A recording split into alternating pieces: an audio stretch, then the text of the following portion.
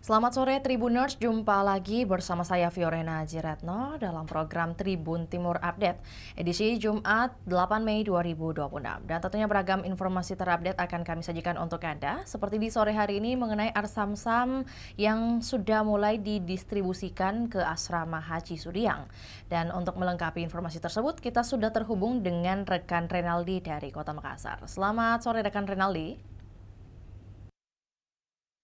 Ya baik, selamat sore rekan Vio di studio. Ya, baik. Dapat disampaikan bagaimana kemudian hasil liputan Anda mengenai proses kedatangan Air Zam-Zam di embarkasi Makassar per hari ini? Baik, terima kasih untuk rekan Vio di studio dan tentunya selamat sore bagi para Tribuners dimanapun Anda berada. Ya benar sekali, tadi ada sebanyak 3.000 galon air Zam-Zam dari Arab Saudi yang sudah masuk ke Asrama Haji Sudiang Embarkasi Makassar.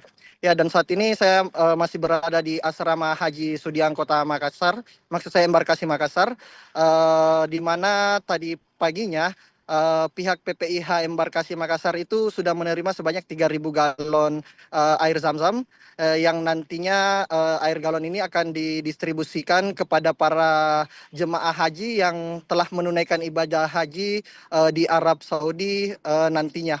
Dan pagi tadi kami melihat ada beberapa mobil box yang sudah masuk ke asrama haji Sudiang Makassar yang telah menurunkan 3.000 galon air Zam-Zam yang sudah masuk, dan di mana tiap galonnya ini berjumlah 5 liter air Zam-Zam yang nantinya akan dibagikan ke para jemaah haji embarkasi Makassar yang nantinya telah menunaikan ibadah haji mereka. Seperti itu kiranya rekan Vio di studio. Baik, berarti apakah setelah hari ini kemudian sudah menerima 3.000 galon air Zam-Zam, kemudian apakah sudah ada informasi juga mengenai jadwal kedatangan berikutnya untuk air Zam-Zam tersebut? Ya, tadi kami sempat berdiskusi sedikit dengan Kepala Kantor Wilayah Kementerian Haji dan Umroh Sulawesi Selatan, Iqbal Ismail, yang di mana tadi kata Iqbal Ismail, uh, proses kedatangan masih akan terus berlanjut karena PPIH Embarkasi Makassar ini akan mendistribusikan sebanyak 16.913 galon air Zam-Zam yang nantinya akan masuk ke asrama Haji Sudiang Embarkasi Makassar, di mana nantinya 16.913 ini akan dibagikan kepada jamaah haji yang telah menunaikan ibadah hajinya di tanah suci Arab Saudi.